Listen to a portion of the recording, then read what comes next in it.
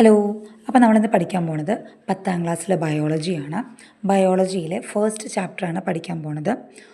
First chapter വന്നിട്ട് genetics of life അഥവാ ജീവൻ്റെ ജനിതകം എന്നാണ് പേര്. നമ്മൾ ജനിക്കുമ്പോൾ നമുക്ക് ചില കഴിവുകൾ കിട്ടാറുണ്ട് അല്ലേ? ചിലപ്പോൾ അച്ഛനെ പോലെ നന്നായി പാടുന്നു, അതുപോലെ അമ്മയെ പോലെ നന്നായിട്ട് ഡാൻസ് ചെയ്യുന്നു. ഇങ്ങനെയുള്ള പല കഴിവുകളും പലർക്കും കിട്ടാറുണ്ട്. നന്നായി ചിത്രം വരയ്ക്കുന്നു. അപ്പോഴൊക്കെ പറയാറുണ്ട്, അതായത് നമ്മുടെ പാരൻസോ അല്ലെങ്കിൽ ഗ്രാൻഡ് ഫാദറോ ഗ്രാൻഡ് മദറോ അവരൊക്കെ നല്ല രീതിയിൽ ഇത്തരത്തിൽ കലാപരമായ വാസനയുള്ള ആൾക്കാരായിരുന്നിരിക്കാം. അപ്പം അവരെ പോലെയാണ് നമുക്കും കഴിവ് കിട്ടിയിരിക്കുന്നത് എന്നുള്ളത് പലപ്പോഴും പറഞ്ഞു കേൾക്കാറുണ്ട്. അതായത് പാരമ്പര്യമായി ചില ക്വാളിറ്റീസ് നമ്മുടെ അടുത്ത തലമുറകളിലേക്ക് കൈമാറ്റം ചെയ്യപ്പെടുന്നത് ജീനുകൾ കൊണ്ടാണ്.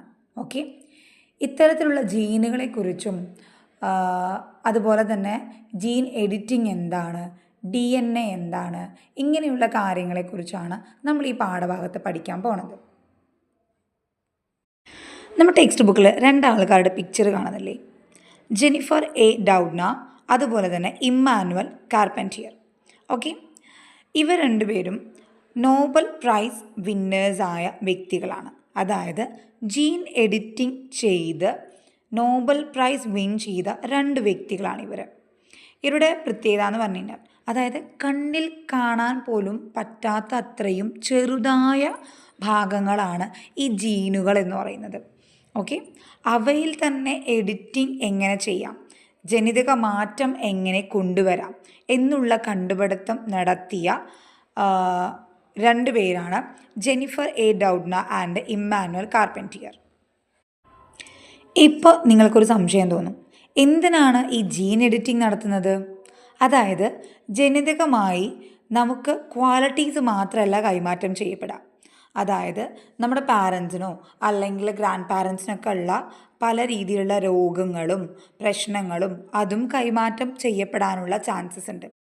പലരുടെയും പോസിറ്റീവ് ക്വാളിറ്റീസ് കൈമാറ്റം ചെയ്യപ്പെട്ടാൽ, അതായത് ഗുണങ്ങൾ നമുക്കെന്നും നല്ലത് തന്നെയാണ്, പക്ഷേ ഇതുപോലുള്ള രോഗങ്ങളോ അല്ലെങ്കിൽ അങ്ങനെ എന്തെങ്കിലും ബുദ്ധിമുട്ടുകളാണ് ഇത്തരത്തിൽ പാരമ്പര്യമായി കൈമാറ്റം ചെയ്യപ്പെടുന്നത് എങ്കിൽ പലപ്പോഴും നമ്മുടെ നെക്സ്റ്റ് ജനറേഷൻ ഒരുപാട് സഫർ ചെയ്യേണ്ടതായിട്ട് വരും.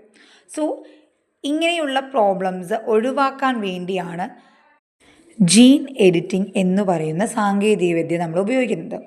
സാധാരണഗതിയിൽ ക്യാൻസർ ചികിത്സയ്ക്ക് വേണ്ടിയിട്ടും അതുപോലെ തന്നെ ജനിതക രോഗ ചികിത്സകൾക്കായും നെക്സ്റ്റ് നമ്മളിപ്പോൾ മനുഷ്യർ, അതായത് ജീവജാലങ്ങൾക്ക് മാത്രമല്ല സസ്യജാലങ്ങൾക്കും ഇത്തരത്തിലുള്ള ജനറ്റിക് ആയിട്ടുള്ള പ്രശ്നങ്ങളുണ്ട്. ഓക്കെ, ഇപ്പോൾ ഫോർ എക്സാമ്പിൾ നമ്മൾ ചില സമയങ്ങളിൽ ചില സസ്യങ്ങളെ സ്വയം റെസിസ്റ്റൻസ് പവർ ഉള്ള രീതിയിൽ, ഫോർ എക്സാമ്പിൾ ഏതെങ്കിലും പെസ്റ്റുകൾക്കെതിരായിട്ടും അതുപോലെ തന്നെ പല രോഗങ്ങളും പിടിപെടാതിരിക്കാൻ സ്വയം പര്യാപ്തമാകുന്ന രീതിയിലുള്ള റെസിസ്റ്റൻസ് പവറോട് കൂടിയ സസ്യങ്ങളെ ഉൽപ്പാദിപ്പിച്ചെടുക്കുക.